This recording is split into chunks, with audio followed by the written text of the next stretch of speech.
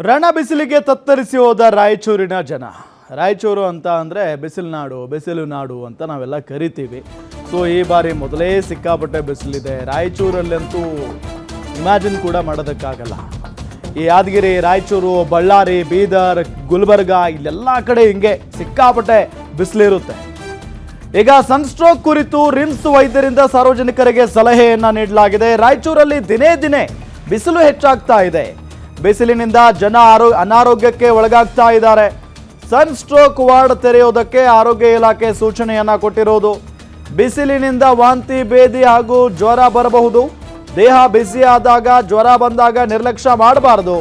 RIMS ಆಸ್ಪತ್ರೆಯಲ್ಲಿ ಸನ್ stroke ward ಮಾಡಿದ್ದೇವೆ. RIMS medicine ವಿಭಾಗದ ಡಾಕ್ಟರ್ ಬಸವರಾಜ್ ಪಾಟೀಲ್ ಹೇಳಿಕೆಯನ್ನ ಕೊಟ್ಟಿರೋದು. ಈ ಕುರಿತಂತೆ ನಮ್ಮ ಪ್ರತಿನಿಧಿ ಅನಿಲ್ ಕುಮಾರ್ ರಿಮ್ಸ್ ಆಸ್ಪತ್ರೆ ಮೆಡಿಸಿನ್ ವಿಭಾಗದ ಮುಖ್ಯಸ್ಥ ಡಾಕ್ಟರ್ ಬಸವರಾಜ್ ಪಾಟೀಲ್ ಅವರನ್ನ ಮಾತನಾಡಿಸಿದ್ದಾರೆ. ಬನ್ನಿ ನೋಡೋಣ. ರಾಯಚೂರಿನಲ್ಲಿ ಅತಿ ಹೆಚ್ಚು ತಾಪಮಾನ ಇರುವಂತಹ ಹಿನ್ನೆಲೆಯಲ್ಲಿ ಬೇಸಿಗೆ ಸಮಯದಲ್ಲಿ ಸಾಕಷ್ಟು ಜನರಿಗೆ ಕೂಡ ನಾನಾ ರೋಗಕ್ಕೆ ತುತ್ತಾಗ್ತಾ ಇರುವಂತದ್ದು. ಇವತ್ತು ನಾವು ರಾಯಚೂರಿನ ರಿಮ್ಸ್ ಆಸ್ಪತ್ರೆಯ ಬಿ ಬ್ಲಾಕ್ ಅಲ್ಲಿ ಇರುವಂತದ್ದು.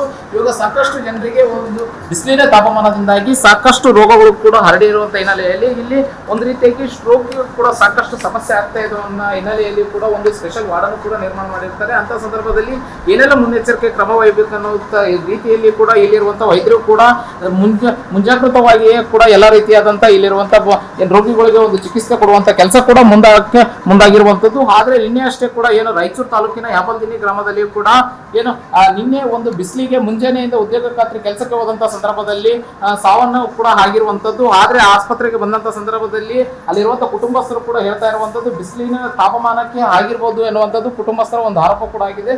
ವೈದ್ಯರನ್ನು ಕೂಡ ಜಾಸ್ತಿ ಸಲಹೆ ಕೇಳೋಣ. ಸರ್, ಇವರು ಇಂಥ ಘಟನೆಗಳನ್ನು ಕಂಡುಕೊಂಡಾಗ ಏನು ಬಿಸಿಲಿನ ತಾಪಮಾನಕ್ಕೆ ಆಗುತ್ತಾ? ಬಿಸಿಲಿನ ತಾಪಮಾನಕ್ಕೆ ಆಗ್ತದೆ ಅಂತ ಹೇಳೋಕ್ಕಾಗಲ್ಲ ಸರ್. ಅವ್ರಿಗೆ ಮೊದಲು ಏನೆಲ್ಲ ಡಿಸೀಸ್ ಇದ್ದರೆ ಆಗಿರ್ಬೋದು.